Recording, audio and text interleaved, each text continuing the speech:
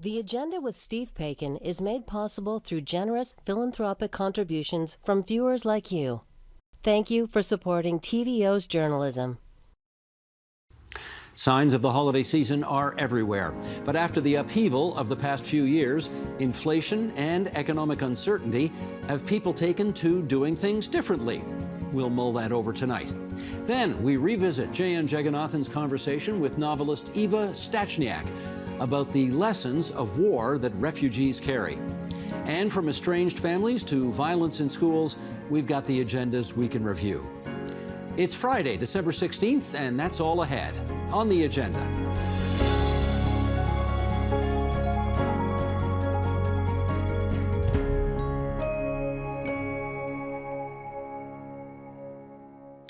In the not-so-distant past, this time of year was often associated with almost opulent consumption, whether in the form of gift-giving, holiday parties, or Boxing Day clearance sale madness. But this year feels a bit different, as perhaps the tough times have people reevaluating what matters to them. With us now to consider that, let's welcome, in Jacksonville, Florida, Kelly Dennings, Simplify the Holidays campaigner at the American nonprofit Center for Biological Diversity. And here in our studio, Elamin Abdulmahmoud, author of Son of Elsewhere, a memoir in pieces. He's also a culture writer for BuzzFeed. And Ryan Diamond, he is co-executive director at Eco Schools Canada, and we are delighted to welcome you two. You for the first time, I think. I think so, yes. Elamin, you were just here with your book not too long ago. I sure was. And I guess it went okay, because here you are again. Anyway, and Kelly, thank you for joining us from Florida. Let's start with this. We're going to go around our virtual table here and ask one holiday tradition that you really love. Start us off, Kelly. Sure. Well, for me, my holiday tradition that I love would be having communal meals with friends and family. So in my family, the tradition is to do fondue, where you have the cheese and the chocolate and the boiling oil, and you cook your food in front of you. So that's what I love. That sounds terrific. Elamin, how about you?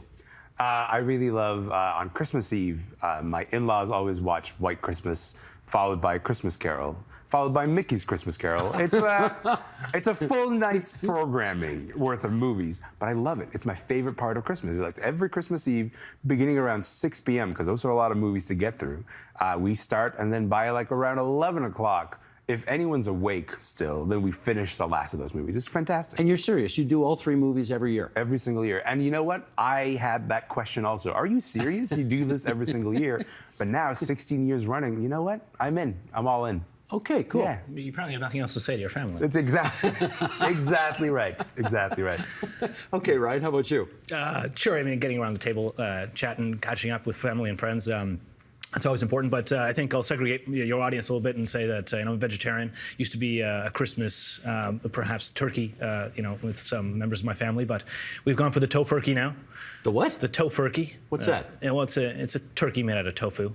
So it has stuffing and gravy, but it's all fake. But it's delicious. So my wife makes a nice turkey stuffed tofurkey. What's the point if it's all fake? Well, it looks somewhat like a turkey. And it tastes delicious. It does. Okay, well, that's important. Yeah, you put it in the oven. That matters. There's some tradition. Yeah, taste matters. Okay, that's the holiday tradition you love. Let's follow that up. Kelly, again, you go first. The holiday tradition you have to suffer through. Suffer through, yes. Well, I don't suffer through it too much anymore, but it would be fighting the shopping mall situation. That is not for me. And I actually grew up in retail. My dad worked in department stores and he owned a Christmas store for a short time. But that is just one thing I can't do anymore. Okay, Elamin, how about you? I mean, on a similar note, I am someone who starts his Christmas shopping as late as possible. Like, if I'm starting to buy Christmas presents at like 10 a.m. on Christmas Eve, you know what? That's a little early for me. I like to wait until around noon or so. And so, as a result, because of my own doing, it's a ruinous thing that I do to myself every time. But I start my Christmas shopping far too late. And that, unfortunately, counts as a tradition because I do it every year. And you are being serious, sir. We're here on a Friday, and you have not started Christmas shopping yet? I have not bought a single present. We have time. It's going to be fine. It's going to be great. You do understand that the later you leave it, the selection is less, right? Yeah, that's not the problem. The problem is I know exactly what I want. I just got to go get it. And you're sure it'll be there? No, Steve, that's why I hate it. Okay. Ryan, how That's a about question you? of what you hate. Yeah. Stocking stuffers, really, I can't stand them. I mean, honestly, there's these little plastic trinkets. It might be good for a joke for about 2 seconds, and then it sees the landfill shortly after that. Something to throw it after that. Yeah, and there's it's just like a stressful time for there to be too many of these things for me. What's in your stocking stuffer, man? I mean, that's the vision in my head, to be honest, this one Christmas was this like massive pair of sunglasses that the size of your face type sunglasses. Oh yeah. And nobody's ever going to wear that. So, you wear it for the laugh, and then you move on to the next one. I'm gonna stuff your stocking this time around with like good stuff, so to make you like it. Yeah. If you go out on the 24th at 10 a.m., you will not find those glasses. They will be gone. You're going to have to make a move earlier than that this year. That's true. Right? I'll work on it. Kelly, you run a project called Simplify the Holiday. Tell us about that. What's your objective? Yeah, sure. Well, we try to bring alternative gift giving to the mainstream. So we would love to see more people giving gifts of experience, donations to nonprofits, time and skill. But we also talk about, your holiday traditions of decorating, your tree choices, your food choices as a way to simplify the holidays to make it more environmentally friendly. And what has prompted this? Well, actually, I did my master's thesis on this. And so when I was getting a master's in public health, I did the research around how material gift giving does not increase your happiness and well-being, but experiential gift giving does. And so I've been doing it since about 2018 now. And I brought the campaign to my organization that I work for now, the Center for Biological Diversity. So I would love to see people get out in nature and, experience that as a way to celebrate the holidays and increase their happiness and well-being without buying more stuff. Now, that sounds like a really neat idea, but just follow up on it if you would. An experiential gift idea, for example, could be what? Right. A lot of people think of like the quintessential large, holiday trip, but it doesn't have to be. You could do a staycation in your own home and go visit a museum in your town.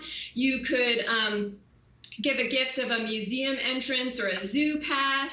So it doesn't really have to be this thing that most people think of and expensive. But I do know that there can be barriers to this. And so if you don't live in the same town, it can be more difficult. But our campaign also has a tool, a website called So Kind, and it's where you can create alternative wish lists, alternative gift wish lists, and it has a calendar function in there. So you could ask for a concert ticket or a sporting event ticket and, pick the actual date and game and show that you want to see, and then provide that wish list to your friends and family to purchase it. Huh. Kind of Secret Santa meets online meets need. All right. I like it. That's cool. All right. Elamine, why don't you give us some advice as well here? When the season of giving coincides with inflation, the likes of which we haven't seen in 40 years, and an economy that, is concerning to a lot of people out there, what do we do? I think you might find that this year Christmas feels a little bit like, that scene in The Grinch Who Stole Christmas when they all wake up the next morning and all the presents are gone, and they all kind of have to look around at each other and realize, what, actually all we have is each other, and that's always been the case. Christmas has never been about these presents. Only there's no Grinch, right? It's just inflation. There's just sort of this feeling of, I'm not gonna be able to buy as many things as I normally do. I think a lot of people, associate Christmas with excess. They don't just buy one present for people. They buy so many and then they stuff them all into the tree. If you're not able to do that this time around, then you maybe try to figure out what is the feeling you're trying to communicate to another person, and then do it. Maybe you spend a little bit more time writing a Christmas card as opposed to just signing one that already contains sentiments that somebody else wrote. This is a bit more investment into the personal part of Christmas, because if you can't say it through saying, you know what, I know exactly what you want. I know exactly that you want those big sunglasses. I'm gonna put those in your stocking stuffer. You figure out, how do I use my words to communicate that? And I think there'll be a little bit more focus on that this year. That's a brilliant idea. I have found in the past, for occasions, I have written my parents letters as opposed to go out and buy them something they don't need. And I think they like the letters, actually more than the lousy gift that I would buy them, which they would probably take back because it wasn't something they needed anyway. The thing with cards in general is that we kind of fall into this kind of generally rote basically automated. You get the card and you put a couple of words in there and you sign it. What if you spent some time writing 300 words on that card about what that person means to you? A little more effort. I think you might find that people really appreciate it. Beautiful. What's your advice in terms of high inflation, adverse economy, trying to do something different? Let's not get Dad another tie. What are we thinking instead? I love what Kelly said. I mean, really, the experiential gifts. I mean, if I think about the gifts that I've gotten in my life that really have a lot of value, going to my first hockey game with my grandfather, and that really, stands out. Was it a Leaf game? No, it was a Habs game, actually. I'm sorry, you'll have to leave. But my wife, she does a great thing. I have all these tickets in my wallet, really, of nights out that I could have with my wife that is in reserve that she's just going to take me out, and I can cash those in at any time during the year. That's fantastic. You have those on you right now? I probably do. It's Okay, going to mess up the mic, though, I think. You know what? This is worth doing a show and tell, because you threw something out there, and now I got to find out if he really means it. Look at that. Hang on. Sheldon, which camera? Camera 3. Which Don't camera lose 3? it. That's me, right straight ahead. Okay, look at this. What is it? Can you read her writing? What does that say? That's fun-filled date night on the town with a heart. With a heart. So Fantastic. One ticket. Now I notice her signature's not on there. This could be with anybody. That's It's true. actually with me. You didn't know that, but yeah. Very secretive. But it's yeah, meant to very be with you and your wife. subtle. That's the idea. That's fantastic. Somehow we got to arrange some babysitting. That's very adorable. I'm going to steal that idea. Oh, sure, please. Yeah, take That's it. very adorable. All right, while you've got the floor, Toronto Tool Library. Yeah, so a few things. What's that? That's an initiative that really the idea behind that is that we already live in abundance. There might be inflation, there might be a scarcity of money in your bank account, but the fact is that we have this abundance in society that is kind of living in our garages, in our basements, in our storage facilities that people seem to rent out and pay fortunes for that pop up everywhere. And it's because we have too much stuff that we can't use all the time. But meanwhile, other people need access to some of this stuff some of the time. And so with tools is kind of the perfect example where you don't use tools every day unless you're a professional. Generally speaking, you're going to have some things that you need to repair or you want to build something, but that's not going to happen to you every day. So why not go to a place, we built this place called the Tool Library, where you can go and borrow all the things that you need, power tools, hand tools, gardening tools, and take them out for a week. And use them for the project that you have. You can renew it as well, just like a library, and then bring it back. And almost all the inventory there, 99%, more than 99% of it is just donated from people who had it sitting around, don't need it anymore. And so you just basically taking the abundance that was kind of spread out in these hidden corners of the city, bringing it into one centralized place where everybody can access it. Well, that's very cool. Now, okay, this is my journalist hats talking right now. No one steals anything? There are some late fees that we do implement. It's a kind of pay what you can type of model here, but that does happen. Tools break, but there's such an abundance. That's what you have to understand. Like these tools can be borrowed thousands of times in some cases, hand tools particularly, but even power tools. There's one power tool that I think the power tool itself would have cost about $150, but it's been borrowed over 100 times. And so you look at like the economic value of that one tool in the community is, thousands of dollars that actually take away from our current economy, but then bring it back into this kind of different sharing economy. With the holidays in particular, though, what we did is we started something called the Alternative Gift Shop. And this is the same idea where you're taking abundance in your house, things that are new or very lightly used, and bring them to an event. So everybody comes to this event, you get tickets, kind of like that ticket from my wife, but you get tickets for all the items that you bring. Maybe you get 5 tickets. Then you go shopping in the store and buy 5 things for your family that you wouldn't have to spend any money on. I love that. Okay, Kelly, can I get a little bit real here? Sure. Let's try this. I love these ideas. This is really sweet stuff. But I'm just imagining how a 12-year-old would feel if their parent said to them in advance of the holidays, you know what, the economy's kind of tough right now, so we decided not to buy you any new toys. Here's a letter I've written to you to tell you how I feel about you. How's this really going to play? Well, my advice to folks when you try to implement this with your family is to start small. You really don't want to kind of take away every tradition that they're used to. So, swap one alternative gift for one material gift. Work with them early in the year So as one of the guests said, some people start in July and shopping, and so you want to start having these conversations early. But yeah, and then work with your family to say, hey, let's maybe do something like a Secret Santa or a white elephant, where you're not going to give so many gifts per each individual, but one gift for your extended family, and the kids can get involved in that. And I think that they really do learn the value of community and, what we can enjoy from this besides the material gifts. And so asking them to pick a nonprofit that's important to them. Maybe they're really into animals or art or music, and making a donation in their name, but they get to be involved in that. I would say small swaps to start with. Okay. Let me try this with you, Elamine. You got a 5-year-old. I do. Do you imagine having a holiday time of year conversation with this 5-year-old about how you're going to handle things, and maybe it's going to be a bit different this year, or I don't even know? You tell me. Well, you know what? We've actually done the thing that Kelly just mentioned. We've talked to her about saying, okay, what are some charities that you might be interested in for us to donate in your name? It's a part of what we do during this time, because we kind of explain that, this time is a time to be connected to community, to not feel isolated in the place where you live. And so it's not necessarily her present. In fact, she has too many presents. I'm looking directly to camera. But I think that is one of the things that we've done, is we've introduced this concept of, the holidays aren't actually just about us, and they're not just about this sort of insular family unit. It's about recognizing that you live in a community and not feel too isolated from that community. So we talk, she's picked charities for us to donate to before. Really? At age 5? Yeah. Now we sort of talk, we say this charity does this thing, this organization this other thing. Where do you think we should allocate the money this year? And then she picks. And That's great. And honestly, a 5-year-old is actually very capable of having that conversation, because if you explain that there's groups of people working towards different causes, she's able to pick a different cause every year, and it's great.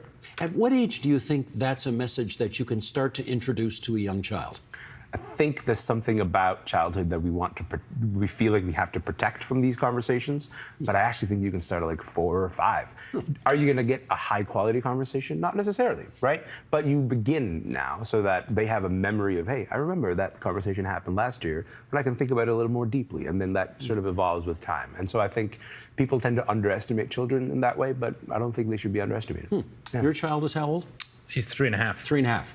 Too early to start dealing with this? That might be a little early. Yeah, I think it's a bit early. Yeah. I think for him, Christmas is a lot about the decorations that you see on all these houses. Yeah. Right. I don't know if he's got too much of a concept of it being about a lot of consumption or gifts, so I don't have to worry too much. I have gotten him a bunch of used gifts this year. So lightly used. Well, I mean, they don't look new. They don't look used, but you go online, people have received all kinds of gifts out there. You go in January, you'll see a whackload of gifts that people have received that they don't want. And you can, if you really want to delay your Christmas for a week, I'm sure you can get some pretty good gifts at a different price.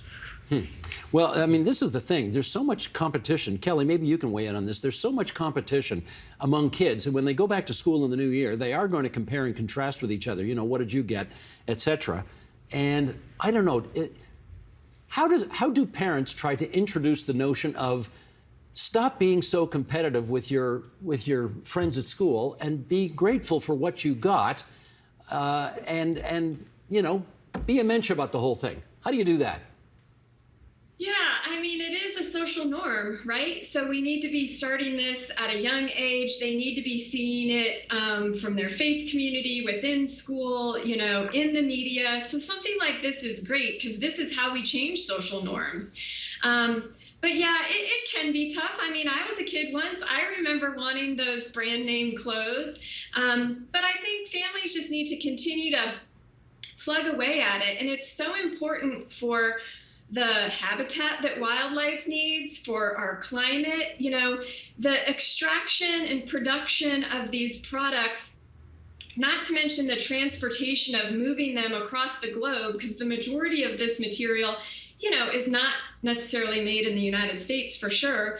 And then it's transported again to, the retail establishment, and then you maybe drive to pick it up. each of that, transportation piece within this supply chain is causing environmental damage. So, it's kind of imperative if we want our young people to have a wonderful environment to grow up in, to be instilling this in them now.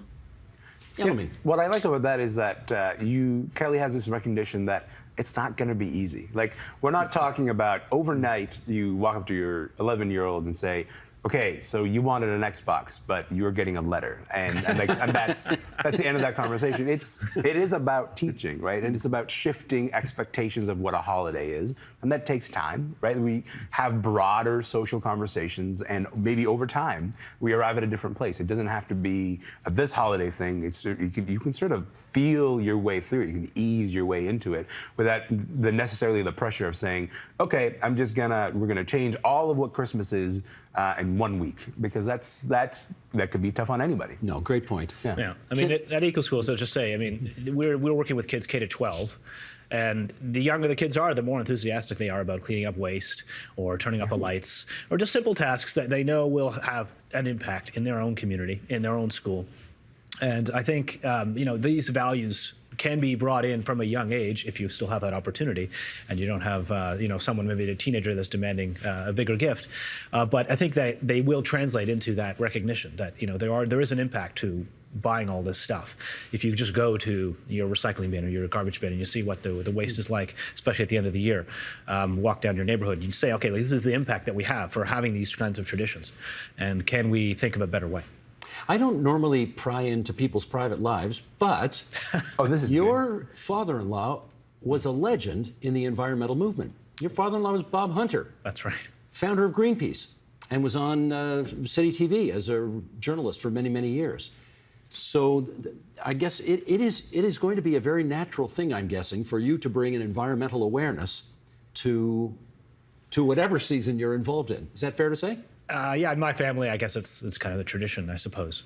Yeah. So how will you incorporate that with you point out 3.5 years old is that's pretty young, but how do you start to introduce the notion of that kind of activism at this time of year? It's tricky because for myself as an adult, I can choose not to consume certain things, and I can be very aware of my impact and what I'm making. But then, when you have a child who doesn't understand a lot of those things, or even just family members of mine, extended family that also don't appreciate that, there is a kind of a place where you want to lead by example.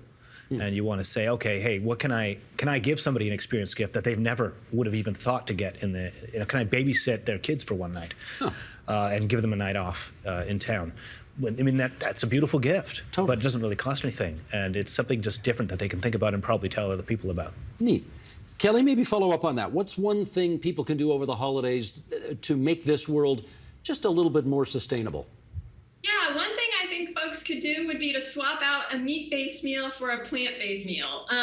The greenhouse gas emissions from the meat and dairy industry are really harming our planet, and so that might be one thing that I would recommend, because I've already talked so much about alternative gifts, but it's really hard for me to pick one. No, I get you. Elamine, you got any thoughts on that front? Maybe cool it on the wrapping paper, right? Right. It's probably the least necessary part of the whole thing. I get it. You want to have some kind of element of surprise. I don't know, man. Put it in a pillowcase or something. I think honestly, there's nothing more useless than wrapping paper. And I say this because people spend all this energy and all this time wrapping a present, and then within 12 seconds the morning of Christmas, all you have is just a pile of stuff that does not decompose at any point. That will require a culture change, though. Yeah, there is an expectation that something will come in a nicely wrapped, beautiful package, which you put some TLC into doing. Steve, that's what we're doing here. We're changing the world one conversation at a time. Get with the program. Let's go. I'm still trying to get over put it in a pillowcase. That's the... Maybe not that. No, my wife does that for sure. Pillowcases? Come on. Pillowcases, Incredible. Really? Oh, yeah, for sure. Yeah. Gifts in pillowcases? Yeah, why not? Why not? Sorry, say again? Scarves. Put them in scarves, or Scarves. a paper bag, or some scrap fabric. There's also ways of wrapping without tape. There's all these Japanese wrapping methods. They're very fancy. They look great. You can have, instead of bows, you can have like pine cones or something.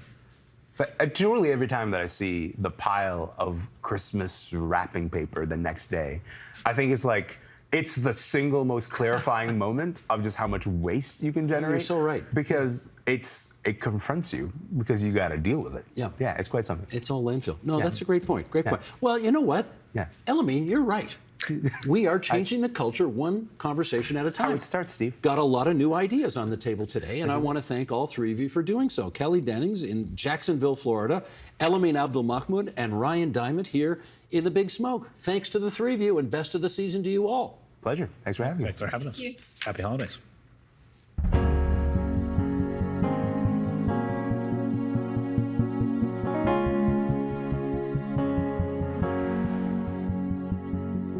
War inevitably creates displaced people, refugees, innocent civilians whose lives are turned inside out. As Poland receives millions of Ukrainians fleeing Russia's missiles, novelist Eva Stashniak recalled her own mother's words about how war leaves lasting effects on families. She wrote about that for TVO.org. Eva Stashniak's latest work of historical fiction is The School of Mirrors, and she joins us now from Ontario's capital city. Welcome to the program. Thank you. So in your article for TVO.org, you write, war lingers in families. It is visible in generations of silent men drinking far too much, in women with empty eyes who refuse to talk of the past. What did you mean by that? Well, I grew up on the ruins of the war. I grew up watching piles of rubble. And no matter what you tell a child who looks at the pile of rubble around you, where you can still see bits and pieces of the old apartments, and then, of course, just mountains of these rubbles around me, nothing can reassure you that you are safe. The only safe thing is the love of your family and of your parents. So I was really always aware of the fact that I grew up on the ruins of the terrible war, and that I will have to understand how to live and how to keep hope and how to survive if that war comes back. You know, I was always terribly aware of the fact that my grandmother lived through 2 world wars. My mother lived through 1 World War and the Nazi occupation and then Stalinist period. And that if I want to be a mother, I will probably have to live through 1 war. And if I want to be a grandmother, then probably 2. So I think that sense a lot of people from Poland and Ukraine and Russia grew up with. Now, you spent most of your life in Wrocław, Poland. I want to show two photos of you. The first is of you as a child with your mother. This was taken in 1954. And then another photo, this was 2 years later in 1956, with you posing, pushing a carriage. What was it like? Describe to me what it was like growing up in a city that you describe a city of refugees. Poland, Wrocław was very interesting in that sense because everybody around me was displaced, including my own family. This was the city from which the German population left in 1945, basically fleeing the Red Army. And it is the city into which refugees from former Ukraine and former Soviet Union, central Poland, bombed out cities came. So everyone around me always had a picture, an image of this other home that they have left, including my grandparents. And so you always have a sense of being in the city, living, and also living with the memories of your family that your family has for you of that other idealized place. So, so that was the reality.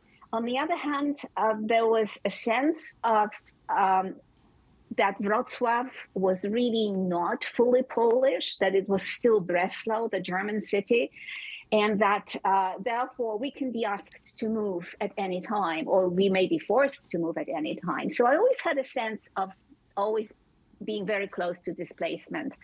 And when I came to Canada, I realized that being an immigrant is really not very different. I've been an immigrant and a refugee in a sense, or among refugees all my life. I want to actually talk about your chapter here in Canada. We have a photo of you in Montreal. This is back in 1981. What happened after you got here?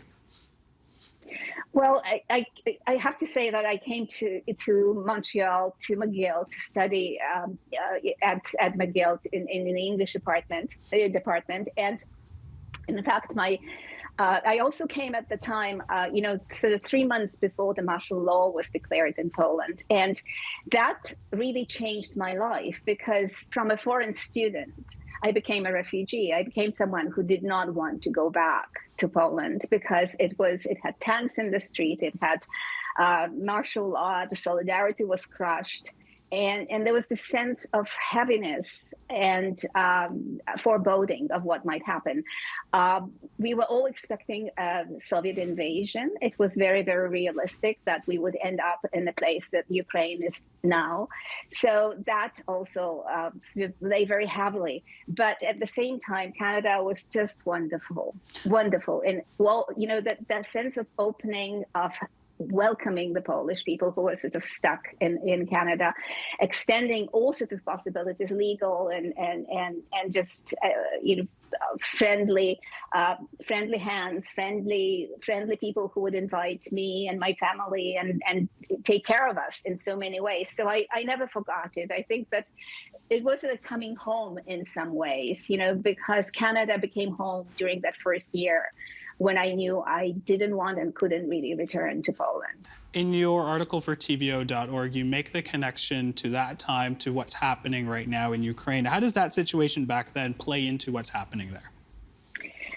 The moment I saw the refugees at the Polish border, Ukrainian refugees, mostly women and children, it was like having this powerful reminder of 1981 for me.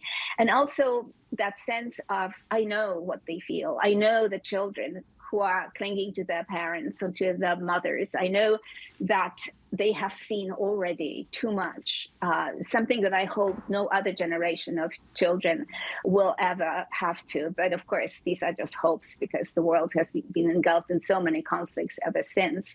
So my connection to it, to my own memories and to how I felt then and how I know these people feel, and also joy that Poland did what Canada did when I came here, that Poland actually opened up its arms and welcomed the women and the children who were fleeing the war, and that they are living to their promise to help them and to shelter them until the situation is resolved.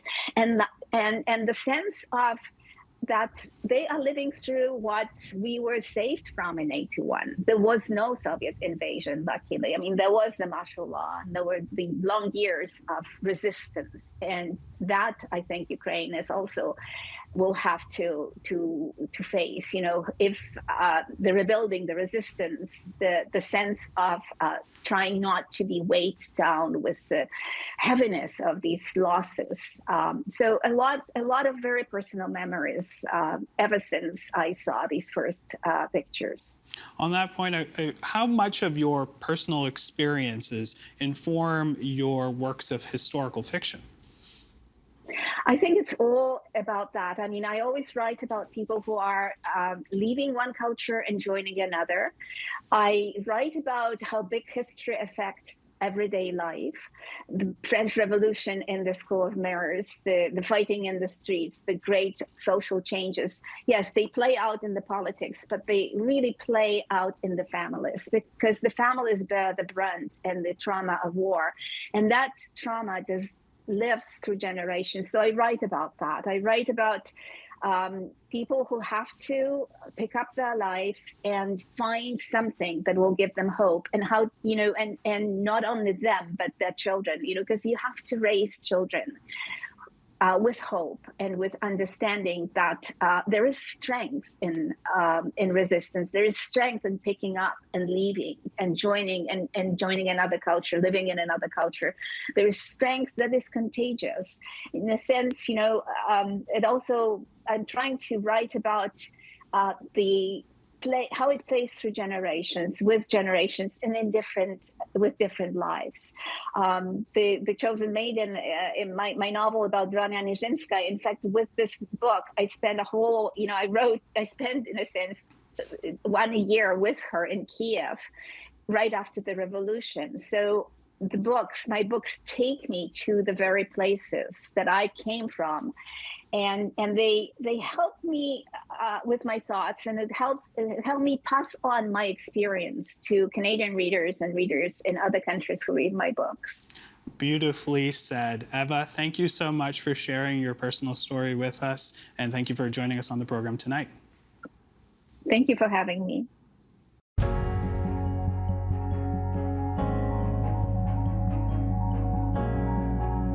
The agenda this week heard some strategies for talking to young people about cannabis. We considered what's causing family estrangements and found out how genetic genealogies are helping crack cold cases. The Agenda's Week in Review begins with confronting violence in Ontario schools. What kind of violence are we seeing in schools today? Yeah, I think we're seeing quite a wide spectrum of violence occurring both amongst students and towards staff throughout TDSB schools. And I think we're seeing physical violence, assaults. I think we're seeing verbal threats of violence. And I think we're seeing the grouping of students to be used as kind of an intimidation and harassment tactic. And I think something that's really important and interesting to note at this time is if we compare the first 3 months of last school year to the first 3 months of this school year, the incidence of workplace violence that are reported has gone up over 40%. And so we can see that there's a really wide spectrum of violence occurring, and we can see that it's increasing quite rapidly. Yeah, I don't want to minimize this, but that kind of makes sense in respect. I mean, they weren't in class a year ago, right? So that's not surprising. No, not at all. And I think it's one of those multi-layered challenges that we're experiencing both at the local school level and across the school board. And I think our response needs to be multi-layered as well. Okay, we'll get into that as we go along here. Chris, I know there's always a temptation outside the capital of the city to say, well, that's a Toronto problem, but it's only a Toronto problem. I guess you're here tonight to tell us it's not only a Toronto problem? It's not a Toronto problem. It's a school problem. It's not only a high school problem. It's an elementary school problem. This is, you know, to hear that it's gone up 40% is really disturbing. It also has to be taken into consideration that the rates were already really high. When we did research, we got rates of, 70% of EAs experience an act of violence in a single school year. So a 40% increase is truly alarming because we're starting at a really high rate already. Wendy, I know you're retired now, but did you see this kind of violence when you were teaching? Oh, most definitely. And small rural community, it happens in every classroom. I had a colleague last night share with me that a kindergarten student at his wife's school held another student up against the wall and punched her in the face so hard that her lip split. Now, this is a male student doing it to a female student? I'm not sure of the gender, but it was 2 kindergarten children. So senior kindergarten children. So it happens at all ages and happens frequently and on a daily basis. Did you ever face violence in your 40 years of teaching yourself, you personally? Oh, on a regular basis. I have a passion for working with special needs children that are behaviorally challenged. I had a student at one point come up to me and his fist came this far from my chin with deadpan eyes and said to me, "I'm going to kill you." Not long after that, his mother's arm was broken. Oof. What did you do when you found yourself in that situation? I was very calm. I was acting principal that day, so I wasn't in my classroom, but things happened in my classroom on a regular basis. I had a quote-unquote regular class with 5 students that had safety plans in it. Safety plans are created when children are can possibly endanger other children. We frequently had desks being overturned, shelves emptied, any piece of furniture not affixed to something overturned. It's a regular occurrence everywhere in the province. Yeah, let the record show. You're almost 2 hours outside Toronto, so this is not just a Toronto thing. Okay, Anna, here's a tough question. You've had multiple stabbings at your kid's school. And I want to know what it's like as a parent to send your kids off to school every morning knowing that. Steve. It's really scary. And first of all, thank you for having me here. It's nice to have an opportunity as a parent to speak and talk, but it's really, really scary. You fear for them every day they get out the door? I believe that it was targeted. However, you never know if your child's going to be in the wrong place at the wrong time. I mean, the older one is desensitized. He said, "Oh, Mom, this is normal." And that in itself is scary. How is that normal? It's the second time it's happened in 7 months. The younger one, he's trying to be brave, but, he wants to move. He's like, "Can we move out of here?" I said the same thing. The problem is everywhere. It's not just here. So, yeah, it's really terrifying, and especially wondering what's going on. Why are we having a second stabbing? What did we not do the first time, to ensure that this wouldn't happen again? Christina, come on in here and tell us, what does using cannabis do to a teenager's brain? What does it actually do? So there's a couple things that are really important. And one is that the cannabis of today is different than what that was used in the 40s and 60s, right? So the THC content and the percent of THC is 2 to 4 times higher today than 40, 50 years ago. And that's relevant when we talk about the effect on the teenage brain. So over the last couple decades, we've learned more and more about how the teenage brain continues to develop until kind of mid-20s. And that's why we would suggest, if at all possible, to try and delay using or experimenting with cannabis till people are into their 20s. Again, knowing that that's not going to be the case for everybody. What happens is the front part of the brain, or the cortex, the frontal cortex, is that seat of reason. And that's the last part of the brain that actually develops in teenagers. That's the thinking, the planning, understanding risks and benefits of decisions we make. And because there's such rapid development happening, that's the area that's most vulnerable to cannabis and is affected by it. Well, if this is the potential that teenagers are looking at if they start using cannabis, 14, 15, 16, and as a parent, you presumably don't want your child doing that, can you preach abstinence, Steve, with any satisfaction? I think there's a difference between preaching abstinence only and understanding abstinence is one sort of method of reducing risk. In the past, when you saw programs that promoted abstinence only, we found that didn't necessarily work, because the issue is, as soon as a youth maybe chooses to use, that message that surrounds abstinence only tends to kind of fall apart. They lose sort of the other parts of the discussion. We understand, and we do certainly promote the importance, just like you were saying, of waiting until age 25, and that is something I could not agree with more. But we do know that some youth will use. Statistically, we know that the rates of use amongst teenagers can range between about 17% to 21%. Hang on, I got the stats right here. Oh, fantastic. You want it? Yeah, absolutely. Here we go. Okay, Sheldon, let's bring this graphic up here. Because we're calling this teens under the influence. This is the percentage of students in grades 7 to 12 reporting cannabis use. 22% reported trying cannabis in their lifetime. 17% said they used cannabis at least once in the past year. 11% reported using at least once in the past month. About 2% of students said they use cannabis daily.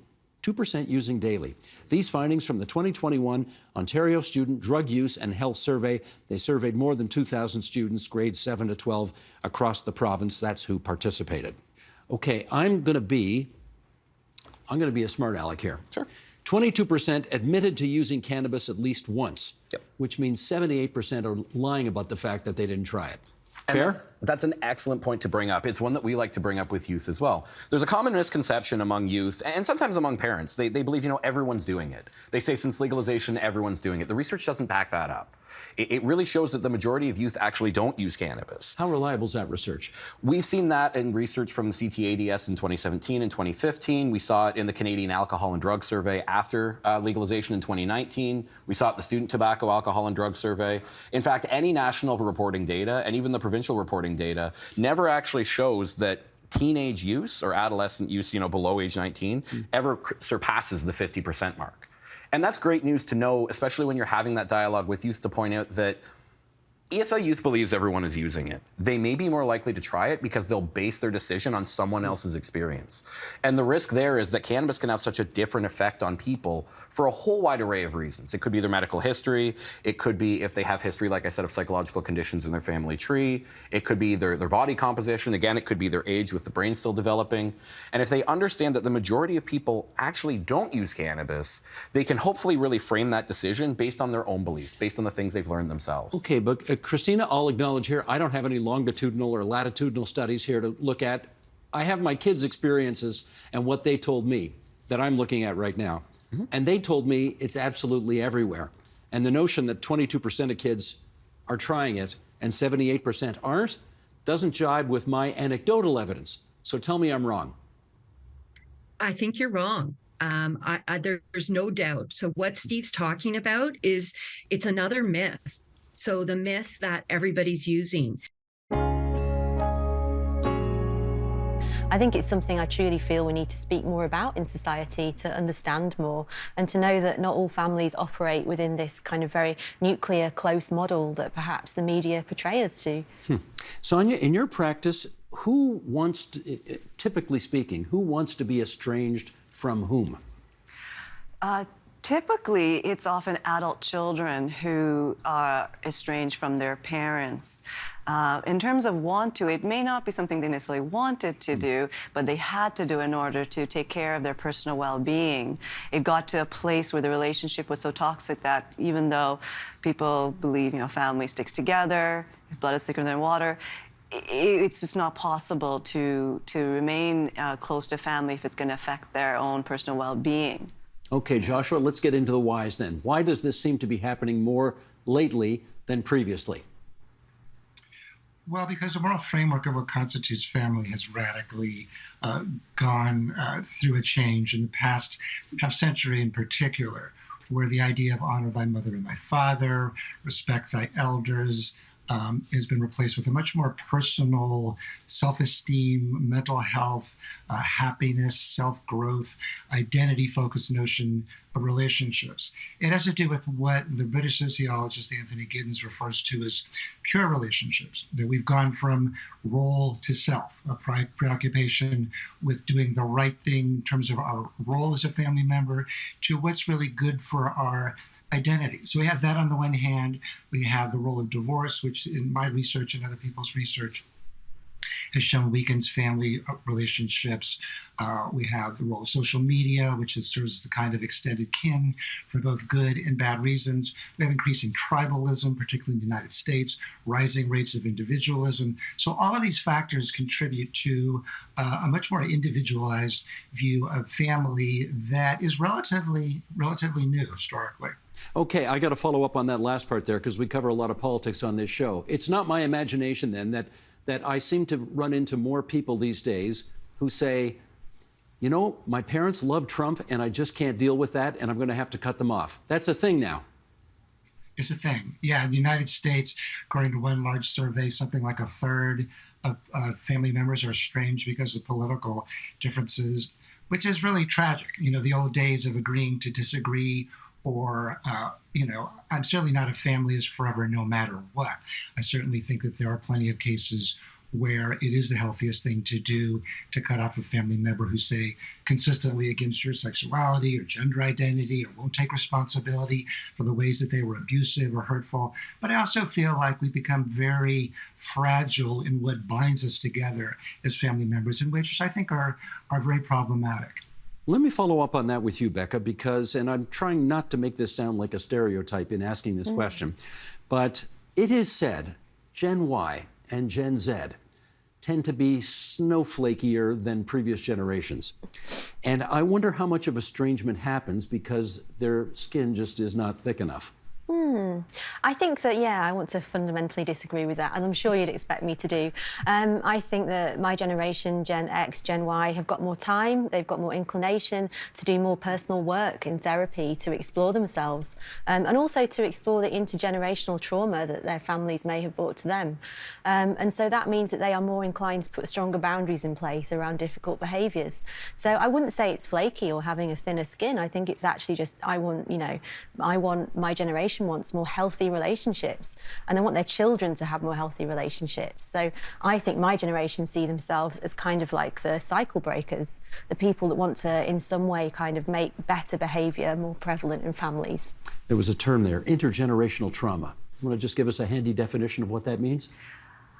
Intergenerational trauma, I see it as a disease that spreads through family relationships. And often some people choose to deal with that disease by changing the relationship dynamic, maybe distancing themselves or breaking their relationship with the family. But fundamentally, it's traumatic reactions that are perpetuated through the family dynamics, because each person internalizes trauma a different way, the way they deal with their thoughts and their feelings, and then that affects their parenting. As you described it, it's almost a bit of a Wild West in terms of what you can and can't do right now with the information. We have concerns around some of the ways that it might be collected and submitted. As an example, we have families come to us with people they've befriended who are living in nursing homes, and that person might be in end stages. They want to find their family. So their friend, their helpful friend who's just met them, will go ahead and purchase a kit, upload that information for them, tick all the boxes.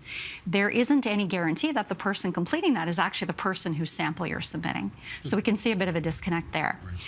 I think so far with what's happened in the charges in the court process in Canada, we haven't really seen a challenge to it. We've had people who, once their identity was determined, they've already passed. Or once their identity was determined through genetic genealogy, they've entered a guilty plea. We're going to see in February of 2023, when the Stephen Wright case comes to trial, Stephen Wright was charged based on the collection of genetic genealogy of a murder of an 18-year-old person many, many years back. He has decided to enter a not guilty plea. What jurisdiction is this in? That is, he was charged at the North Bay Regional Health Center, so where he was an employee, but the murder actually is said to have happened in Sudbury, Ontario.